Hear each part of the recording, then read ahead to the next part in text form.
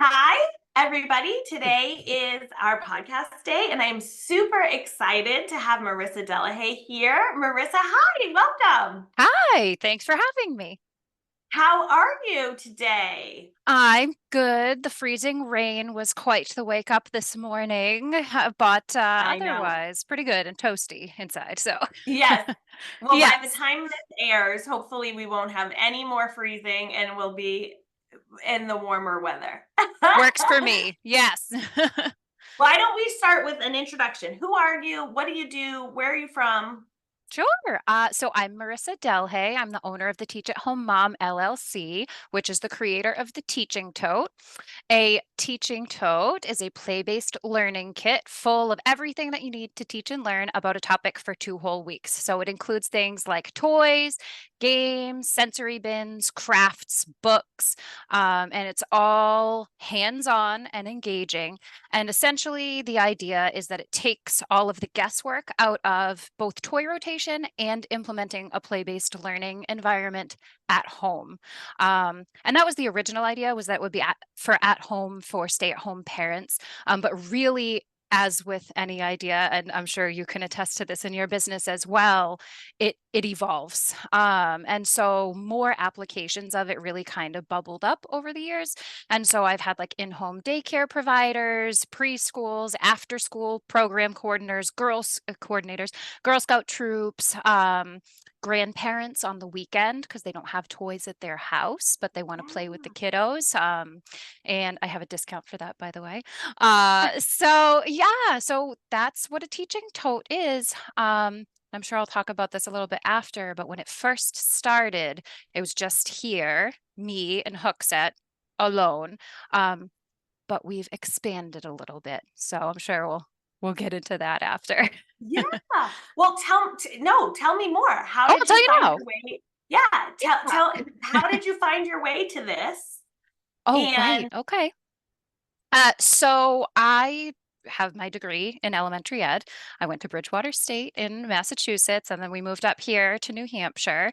But so when I first became a mom, I immediately stopped teaching in public schools or in like a traditional school setting, and I opened my own in-home preschool here at my house. And so I started creating and purchasing all of these educational toys and learning activities, materials, books, you name it. My house is chock full of books. Hopefully, it never goes up in flames because I have thousands of books in this house. It'll go up like that.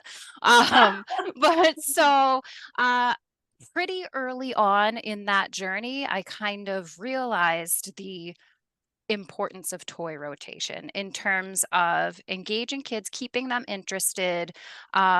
And when you kind of fight off boredom, you fight off behaviors. Mhm. And also, you can save yourself a lot of money as well, because when you put a Mm. toy away or whatever, anything away for months, then you bring it back out, they have forgotten that it exists. So it's brand new again. Mm. The problem with that, though, is of course space. You have to have a whole separate space to store all of those things, almost like a warehouse. Um, right. And then also kind of the expertise of knowing how to create learning activities that are both going to be engaging and fun, but also access all of those sort of like core fundamental learning pillars of early childhood. And so that's where I come in. And so funny stories, like one day I had a friend over. She'd joined us for like circle time in the morning to do our calendar and our songs and things like that, story time. She looked around in this in-home preschool room that I had.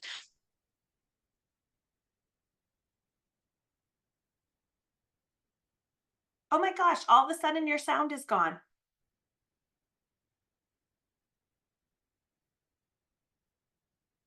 Oh, talk again. I wonder if I was Oh, like now moving. I hear you. I think I moved too much and unplugged myself. I would do that.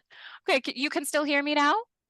Yes, and I'll Okay. just cut that chunk. So start from I had a friend over for Oh, okay. So I had a friend over for in our in-home preschool for like circle time and story time. And she looked around and she said, "Gosh, Marissa, I wish I could do this. Could I just pay you to do this for me? And so, ding, light bulb. Again, I'm sure you can relate, entrepreneur yourself. So I just ran downstairs, grabbed a box, filled it up with a whole shelf full of things that were just sitting there, collecting dust, waiting to be rotated into my classroom. Sure. Sent her home with it. She kept it for a couple of weeks, loved it, loved it, loved it. And from there, the teaching tote was born. So I created a couple of them. I think my first themes were train and human body. And so those hold kind of a special place in my heart. They're like my first babies. And so with the revenue that I generated from renting those first few out, I was able to create the next batch of them, kind of improve the process as I went, like a kind of like a test, almost like the scientific method. It's called the Yeah. lean startup model I learned later. So build, measure, learn, and then try again. And that is sort of just the basis on which I've been running this business from the very beginning, which was now almost 7 years ago. I rented out my first teaching tote in April of 2017. And so there you have how I kind of started my little hook set endeavor. It then started catching on because I tend to post these things on social media, and social media isn't just hyper local, even though the business is just hyper local, or was. Yes. And so, friends that I had in other parts of the country started sharing the posts and things like that and getting really excited about it and wanted me to ship them. And so now my mission is pretty solid when it comes to teaching totes. I want them to be easily accessible, affordable, and local. And all of those things don't really work when you're shipping them out. So like it's only $25 for a 2-week rental, which is like bargain Wow. basement. Yeah, right. For everything that you get in there. It's so, I don't like to say cheap, but very inexpensive.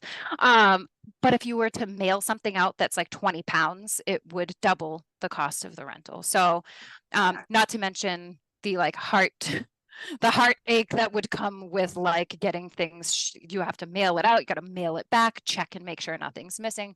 So I decided pretty much from the beginning when people started asking me to ship them, like I can't do that. So for a little while there, I started doing a craft subscription monthly box thing that sort of was on the same idea, just all the crafts that I would do. And then I was mailing them out, but I felt like that was straying too far from my like rental business mission. Yeah. So I kind of stopped doing that. And then it dawned on me, okay, I can't be everywhere. Clearly, I can't be in Texas and I can't be in Michigan and I can't be in New York, but I'm not the only play-based enthusiast educator who ever did exist.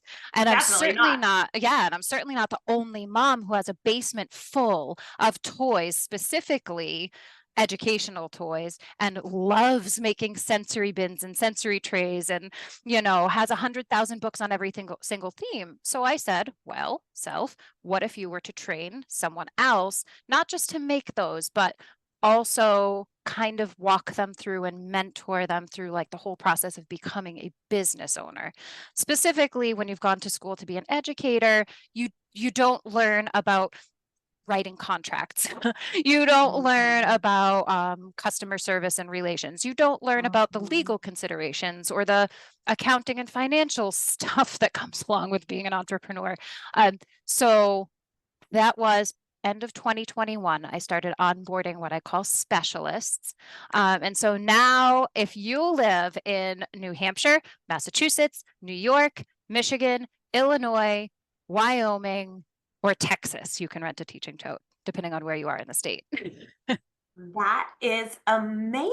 They That's are amazing. so Yeah. cool. Oh, I found my people too, which is just so great because, not every single person that you text and say, hey, what do you have for an art project idea for, a robotics theme? They instantly, these ladies have got your back. And it's just again, you probably can relate when you are in business for yourself, you no longer have colleagues or depending on kind of what path you take with entrepreneurship. In my case, solopreneur, right?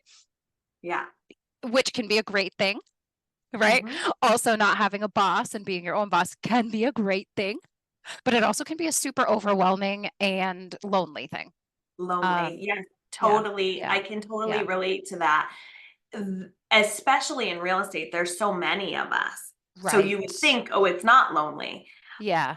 but it is because everybody's kind of doing their own thing. Yep. And not everybody believes in collaboration. To Right. your point, like finding your Right. people. Right. So it's like if you are a natural sharer, teacher, collaborator, my background is in social work and education. So, like, Oh, yes, yep. you don't you don't always meet those same people. So that can Right. become and feel even more isolating. Right. And And like, to be in well, competition with those people, at least correct. to some degree. Yeah. And Yeah, and to not be in competition with these women, and fighting for customers, because we are all hyper local. So all it does is benefit us to work together. And 100%. even if it didn't, though, like to your point, you can find a way to collaborate with other people who are in your same industry and not I be stepping on each other's totally toes.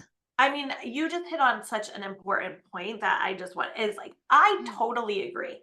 Like, Yeah. you either come from a mindset of abundance or you come from a Yes. mindset Yes. of scarcity. And scarcity leads to feeling of competition, but Right. abundance leads to feelings of collaboration. Because Yeah. if you and I work together and we improve our system, we're elevating the industry, Yep. we are elevating the service that consumers receive, Yep. and your person isn't my person, Yeah. and so Right. so it's like we can still both be doing a great job Yep. and not necessarily competing for the same client. Like, there's enough to Yep. go around. Yeah. Yep. And You're I stronger also just together. Yeah. stronger together. Yeah. That's exactly right. Awesome. So is that kind of what you would have said is kind of what would you say is the key to your success? Like, Oh, there's a couple. I would say never giving up. I don't care how cliche that is.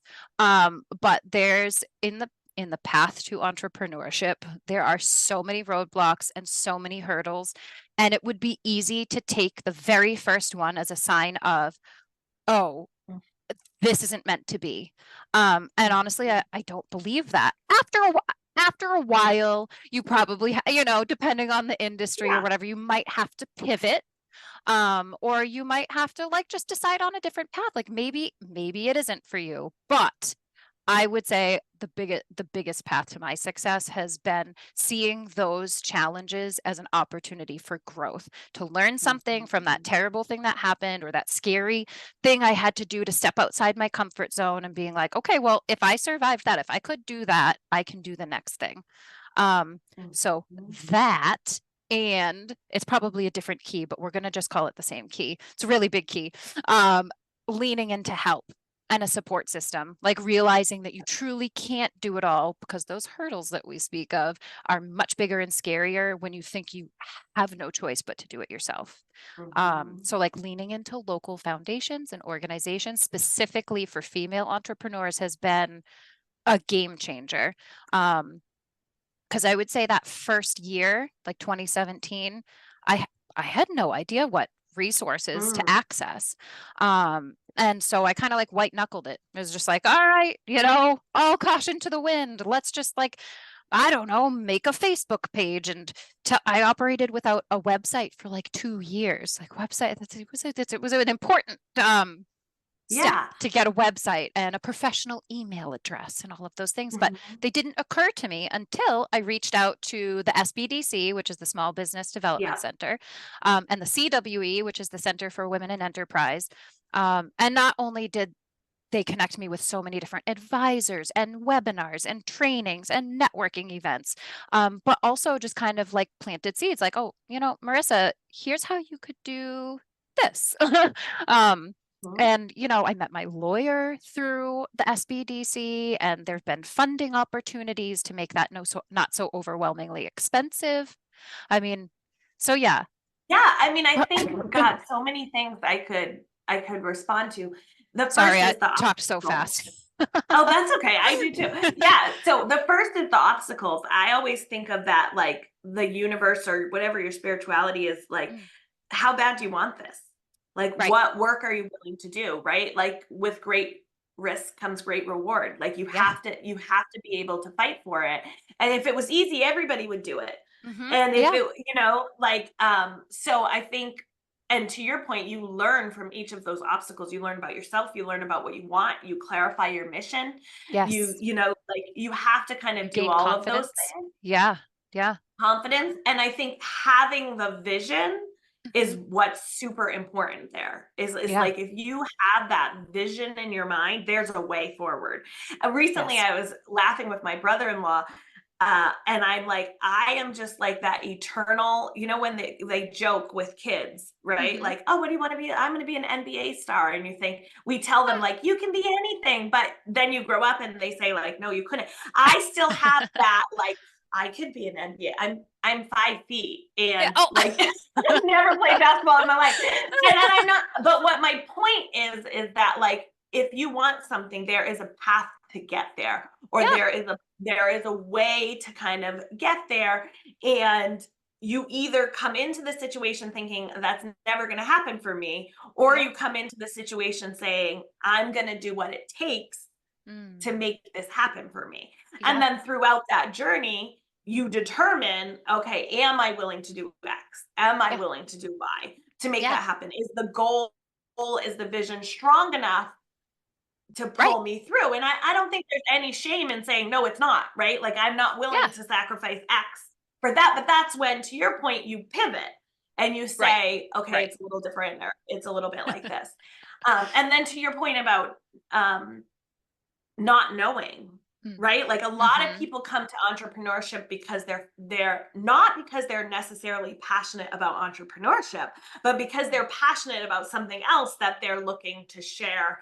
And Amen. therefore, not always do you have the skills Yep. to, and really, that is so true in real estate. I know I've mentioned this before on other podcasts. People are like, oh, it's a 40-hour class and I'm going to show houses all day. And it's like, it's like Well, this and much. Yes, right. exactly. Right. Well, Right. and Yeah. to you too, like, okay, these women that you've brought on, and even yourself, I'm sure the passion there was, like, actually doing the teaching, actually Right. do it. But the backside of what, that's probably a very small part. It's so The small. backside is developing it, and how do I package it, and how do I take orders, Yep. and, you know it's a very different set of skills. Yep. So that leads me to the other thing you said, which is leverage. Mm. Like, Oh, yeah. to be like, there's a reason that we are the entrepreneurs, that Right. we have the creative vision, we have the long term whatever. That I'm probably not going to always be good, at least in my case, with the details, right? Like, Sure. I don't want Yep. to measure the room. Yeah. Like, I don't want Yeah. to necessarily do the math to figure out the acres of a property. Right. I have the vision of, like, okay, well, what can we do and how can I get this property for my client? And Right. so Right. leaning in, knowing when to say, this is not, I'm not serving Yeah. the consumer or myself by doing this part on my own. Yes. I should Yes. outsource that to an expert or whatever. Yeah. Right. Well, I So always say to my guy, my husband, you're my tech guy. He is my guy, but you know, I go, you're my tech guy, right? Because like, I'm the idea guy. You got to be the tech guy. Mhm. But the funny thing is too, is that slowly but surely, even those things that you aren't good at and that you've had, or I would say not good at, not good at, but not naturally inclined to be Mhm. talented at, you can become and will naturally become a jack of all trades Mhm. when you start a business of your own. It's inevitable. You're going to learn a little bit of web design. You're going to learn a little bit of contract writing. You're going to learn a little bit of accounting, like bookkeeping. I Mhm. mean, to a certain degree, It's but you're so true. also going to ask your accountant to do the things that are so confusing for you. You're also going to That is ask, yeah, yeah. I Yeah, mean, that's so perfect because it reminds me of home inspectors. And that's what Sure. we Yeah. describe. We're like, your home inspector is someone who knows a little bit about a lot of things. And he's going to come in Yes. and he's going to look. But if something requires more in depth, if your Mhm. electrical panel, there's some questionable things, he's going to call in the expert. And Right. that person Right. knows ton about this one particular thing. And Yep. that is exactly right. As the Yeah. entrepreneur, you kind of have to have your hands in everything. As the leader, the CEO, the president, Mm. you kind of have to know a little bit. You need to know enough to get by. You As have to know who to ask, right? a So hundred like percent. even within our team, right? We have a kindergarten teacher who is very well scripted in, or very well versed in the science of reading, right? We also have a homeschooling mom, okay, who's got this passion for creating printables and doing sensory play. We've got, we've got actually one of the ladies on the team, the gal in Texas, has a background in digital design, like in graphic design. You know what I mean? So like even within our team of just 10 women who are renting teaching totes to people, which we are, but there's such a there's just such value in knowing that you can rely on both your team and also on outsourcing to people like the electrician or like the home inspector. Right. Well, and And it's, I think, trust is big there too, knowing that they're going yeah. to do it right. Yeah, And do it to you have an equal value, but that sure. is to me the value of team. Like, Yes, I yes. never understood why people hired people just like them. I don't Hmm. need another Jessica. Right. I need the things I don't do well, Yep. right? Like, or Yeah. the expertise, Yes. like, I already know I do this part well. I need Hmm. someone to do that. And Right. that's the value of team, is the whole becomes bigger than the Yes. sum of its pieces, Yes. right? And Like what's nice too. Oh, sorry. Go ahead. oh no, that's okay. The totes that you can make now Yep. with all of those pieces, you can Yes. expand what you're providing. You can Yep. make sure that it's having a bigger impact. You Yep. can, I mean, how cool is Yeah. that? Yeah. Oh, It it's so cool. elevates And yeah, everybody. it does absolutely. And also, this is just what I was going to say before is being celebrated for your strengths as well. Mhm, When no one's there to kind of rely on you or to see that, you can start feeling like self-doubt is creeping in or mhm. things like that. But, to be able to see each person's individual talents for every, like you said, as the parts make the whole, say that again because I love that. Yeah, Yeah. What did you the say there? sum The of the part. whole, I don't know what I said. The sum Oh, of the whole is greater, or the whole is greater than the sum of its parts. there it Yes. is. Yes, that is beautiful. Yeah, I don't think that's that's how I feel about my my team. saying. I think somebody else came up with that and I Okay, stole it. well, in my mind forevermore, now that's Jess taught me that. Just like, I and love here's it. a good one. The very first like networking event that I went to with the CWE, I met a woman named Wendy Fisher, who's a life coach, and she said to, and I don't know where she got this from, but in my mind, in my limited perspective, this is a Wendy Fisher quote, which is sometimes good is good enough. Okay. Mhm, And for me, who is an overthinker and over planner, like don't like look before you leap, which is good in business. I would say like look before you leap, think before you act, have like a reasonable reason to do what you're going to do. Um, but like don't get hung up in the details before you do something. And she specifically had said that to me to give this some context because I was way overthinking my logo. And that was holding me back, right? I was like, I gotta have a good logo. You can't, it mhm, follows mhm, you forever. It's your branding. It's, mhm, and then I also learned that your brand is so much more than just your logo and your brand colors. But mhm, that's neither here nor there. Either way, that was at the very beginning of all of this. And I was like, I can't make business cards till I have a logo. I can't mhm, build a website till I have a logo. I can't have a banner made for when I do events till I have a logo. She's like, okay, then do a logo. All right. If you like that one, sometimes good is good enough. And it yeah, keeps you from being all hung up, right? Okay, so you with your 100%. sum and your parts and your holes, that's you. And Okay, sometimes great. good is good enough, that's Wendy. I love it. I love it. All right. So what has been the hardest part for you? What has been the real challenge of Ooh, being a business good segue, because I think that was probably, I think I just touched upon it right there, is decision burnout, or I would say, well, at the beginning, it was learning how to make decisive action so that I don't get owner? hung up and keep myself from moving to the next step or the next level, because that, I would say that plagued me for the first couple of years, just Mm, sort of getting hung up, not just in the details, but overthinking how to structure something before doing it. And then pulling in kind of those keys to success, right? Of leaning into help into the help, or knowing who to ask for help in order to level up to that next thing. Um, and then I would say once I kind of got on the roll of knowing, like, okay, like, just do it fast and dirty, Marissa, like, make a decision. You can always mhm, backpedal if you need to. You can always fix a detail here or there. Just write it up, send it out, do it. Um, then once you get chugging along, you can kind of reach this decision burnout, like the fatigue of, oh my gosh, all of this falls on me. And then add in like being a mom on top of that too, yes, and that's a exactly what I was homeowner going and to all say. of that.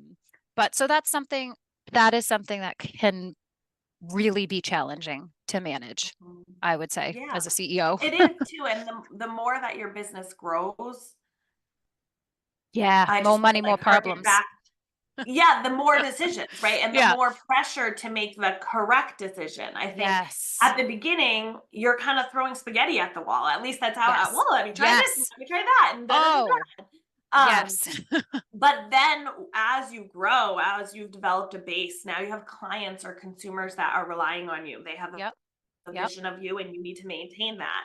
You have Yep. potential employees. And so now each decision, Right. it's sometimes the fun of starting the business Yep. is deteriorates because there's a little Yeah. bit more pressure to Yeah. make the correct decision.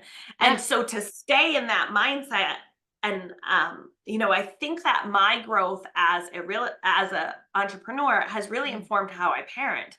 So I have I'm teenagers sure. now, and Yes. I was kind of similar to you, a very high achieving, very type A, everything done right, Yep. and a lot of fear Yep. around making the wrong decision. And I try hard to articulate to my children now, like, there isn't a right decision. Like, Right. there's very few mistakes that you can make that are going to have lifetime Right. implications, right? Right. So Yeah. like if you choose the wrong college, like, all right, great, like, we'll come back and we choose another one, Yeah. like if You can course you know correct. Yeah. course Yeah. correct. Yeah. And to not be afraid, Yep. because the truth is there just isn't a right Right. decision. There Right. is And a good, mm, gooder, goodest, you yeah. know, what, but there isn't that black and white thinking you Yeah. almost can't have as an entrepreneur, because Right. Right. it's just, There's yeah. always gray area. Oh my goodness. That kind of defines my life. But I mean, and think of all the things that your children are learning just from watching you, right?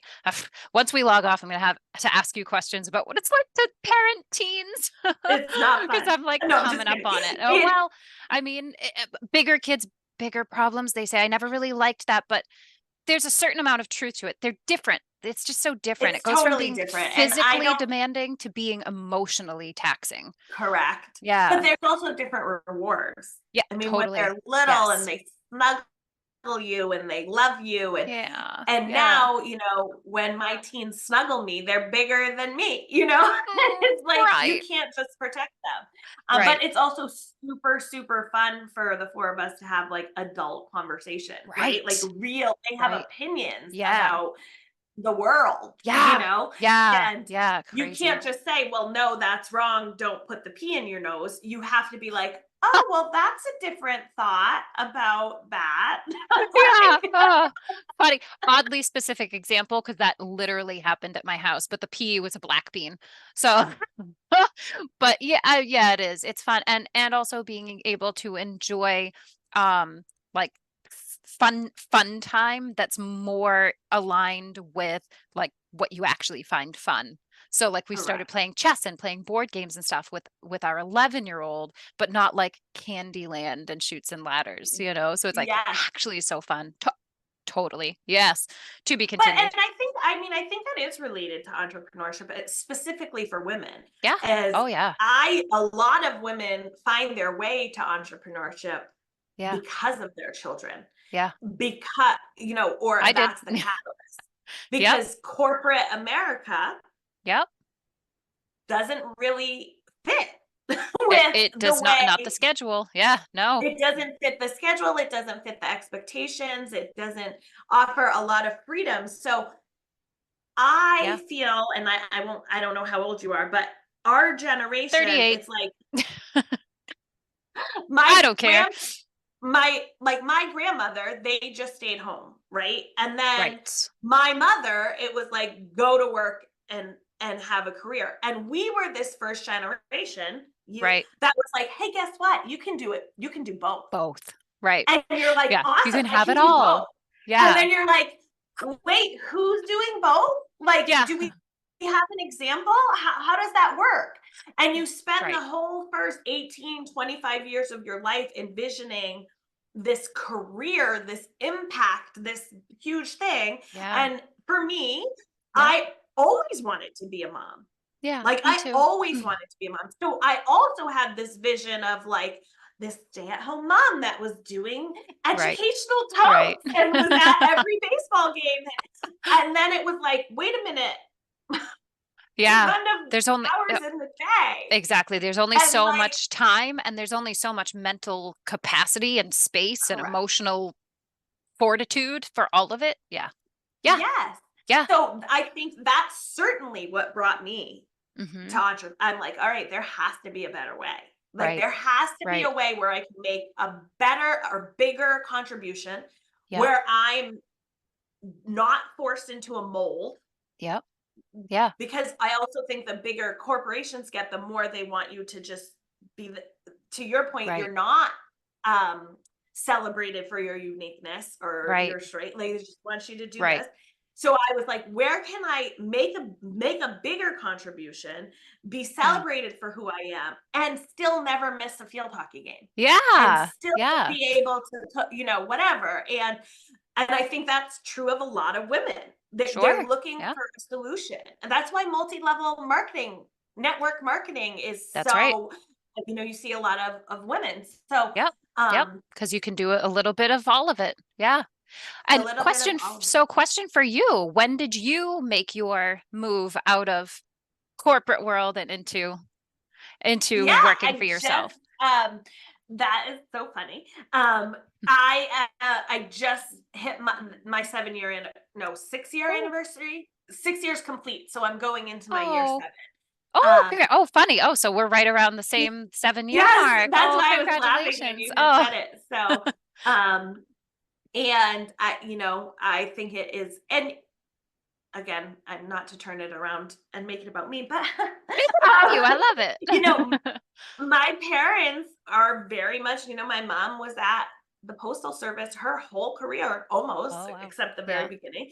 My dad was at Raytheon for most of his career. I mean, you got a Yep. job, you stayed in a job, and Yeah. that's what you did. That was And exactly when what you I did. said to Yeah. them, and to be very clear, Mm, we needed my income. When I made right. the jump, it wasn't Yeah. like my husband could have supported me not working. I Gotcha. I we needed my income to pay my bills. So Right. when I said I'm jumping, I'm doing this thing, Yeah. as supportive as my parents were, you could definitely hear the Uh, oh, you are? yeah. Okay. Yep. But I'll tell you, after the first year, after I mean, I even had an uncle um, call me after my first or second year and was like, I am so proud of you because you Oh, took a jump that people are so afraid to take. And, yeah. I believe that that's true. I believe Yeah. that a lot of people stay in jobs, Yep. relationships, Yeah. um, Yep. physical situations that no Yep. longer work for them because Right. of the false sense of security. Yeah. Because the truth is, Yep. Raytheon could have laid my dad off at any time. Yeah, The post office it's a false sense of that's security. right. And Totally. in some ways, I feel more secure because I'm in charge Yes, of you my hold the reins. Yeah. Yep. yeah, like Yeah. nobody else is gonna come and say, "Oh, sorry, we're doing layoffs. You Right. don't have anything." If I Right. don't make money next month, that's on me, Yeah. Yeah. and what am I gonna do? Mm-hmm. So Yeah. anyway, a big perception shift that I've had recently is kind of the false Yeah. security of a Right. career job, Right. Or the fear, I'd say the fear of the unknown too. Like, what if it's worse than what's happening to me now? But again, like you said, the lesson you're teaching to your children with the course correction, if that happens, what is the worst thing that's going to happen? I say that to my little kids a lot. Like, let's just, if they're having like fear or anxiety over something, let's break it down. Worst case scenario. Okay. And then if that doesn't happen, down from that, like, which is more likely, right? But like it's Sure. more likely that it's not going to be the worst case scenario. So Well, and amen, that is sister, to entrepreneurship kind of like giving us context for how to parent. Like it 100%. so many lessons, it's just so many parallels to be drawn. So I totally agree. And yeah. the work ethic. I mean, I don't know if it's sinking in for my Yeah. teenagers. It will. It will. Yeah. um, alrighty. So let's move on. I have so many, we might have to have you on again. I Oh have my so many gosh, I other could questions. just talk to you forever. Well, I could talk forever. Anyone that knows me would. Same. So let's just jump into the rapid fire. What Sure. is your very favorite place to vacation? Ooh, the beach. It I doesn't love matter it. what beach. Any beach. Give me a beach. And in any weather? No. Hey, come Oh. on. No. Warm beach. Get out of here. I love it. Well, here in New Hampshire, our beaches, as you know, can be Well, pretty chilly. yeah, that's true. Okay, so fine. The beach in the summer or the beach Okay. somewhere tropical. Oh, I like it. I like it. All right. What would you say is the number one word you would use to describe yourself? Tenacious. Ooh, nice Ooh. word. Yeah. Well, that was hard to pick, but we'll go with that. Tenacious. What is the best piece of advice you've ever received? Oh gosh. Okay. So now just today you've told me the sum of the parts is better than the whole. But and that one was great and Wendy was great. But I would say best piece of like entrepreneur, business advice came from Brian Johnson, who owns Johnson Farm Stand down the road here in Hooksett. And he told me that the most powerful word that you can learn as a small business owner is no. And that's hard for me. That was so hard. And I am still working on it. I got to tell Brian, I'm still working on that.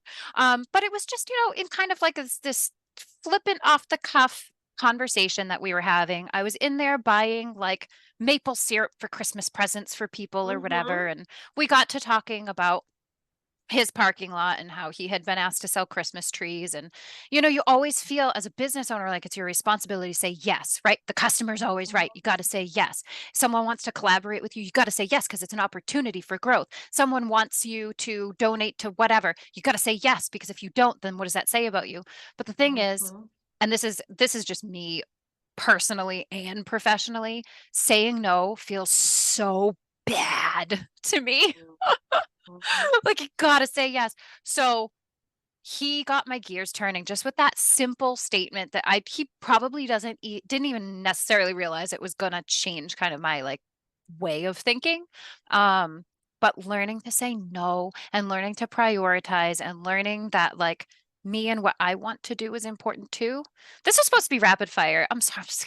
No, but So this is bad at so valuable though, because this is people pleasing at its best, right? people, Which is people yeah. pleaser. I need to get like a name And tag. Like, I always think every time I say no means I'm saying yes to something else. So the yes, reverse is also true. So yes. every time I say yes to somebody else what am I saying no to? Right. And if I'm Yep. always saying yes to everybody else, that means I'm always saying no to myself. Yeah. And Yep. talk about parenting, then I think, is that what I want my children to learn? Yeah. No, you Do don't. I want my kids to say yes to everybody else so that they're not working on their own dreams and goals? No, Right. that's Right. not what I want. Yeah. Yep. And Brene Brown has a wonderful whole segment and stuff on resentment, and that Oh. the most generous people Mm-hmm. are the ones that have really strong boundaries and they can say no. And Mm. she talks about the kids' cookies at the school is the Yeah. story she tells. And you know, she would say yes, and then she'd spend the whole time pissed off that she's making these freaking cookies Right. Right. by scratched, and why can't somebody else make the cookies? And she's irritated. Yeah. Whereas Right. if she had just said, no, this time I can't make the cookies, but keep asking me. I can't, you know, Yes. well, then when she does make the cookies, she's doing it with joy and compassion and Right. generosity. Right. Um, Right. that to me was really, really, you know, those all things. I think that's Yeah. so important. Yeah. Saying no Not creating is overwhelm super for important. yourself is really important. Yeah. Yeah. And you're right. It can Exactly. totally lead to resentment and burnout and just not wanting to And do it burnout. all, throwing up your hands and being like, "No, what? No, I never volunteer. Forget it. Make the cookies yourself." Exactly. Exactly. Yeah. All Yeah. right. Well, how can people get in touch with you if they want to learn from you, if they're interested in those Sure. networking groups, or better yet, if they're interested in getting a teaching tote? Okay, awesome. All right. So, well, the networking groups, like I've gone to events that it was the CW with the CWE and the SBDC. So those aren't me. Right. That's those organizations. But if you want to rent a teaching tote, you'd go to www.teachingtotes.com. Simple enough. Love And it. on there you can find all our locations. So like if you're not in New Hampshire and you're in any of those other states, you just go to the locations tab and you can find your specialist. And I'm also on Facebook and Instagram as well. So Facebook is the Teach at All Home at teaching Mom. totes. Oh, teach at home. Actually, yeah, right. So when I first started the business, I needed to pick a name. That was one of those decisions. So I went with the Teach at Home Mom. So that's why that's the name of the business slash my alter ego, if you will. And then the actual boxes that we rent out are called teaching totes. So yeah, so then I'm on Instagram as Teach at Home Mom New Hampshire. So those are all the Oh, I'm on I LinkedIn too, but LinkedIn is boring. We'll find you everywhere. Find me This everywhere. is so awesome. And like I said, I feel like maybe we need to have you on again. There was so much Oh, more to continue talking about. I would be honored. I'll come back. That'd be great. Maybe I'll bring someone with me. It sounds awesome. Yeah, we can add people from these different states. Oh, cool. Yeah. All right. Well, thank you very much. This was so awesome to talk to you. I learned a lot myself too, which was great. You're Awesome. very That's the inspiring. point. Yeah. Oh, thank you. Mm. All right. See you All next right. week, guys. All right. Bye-bye.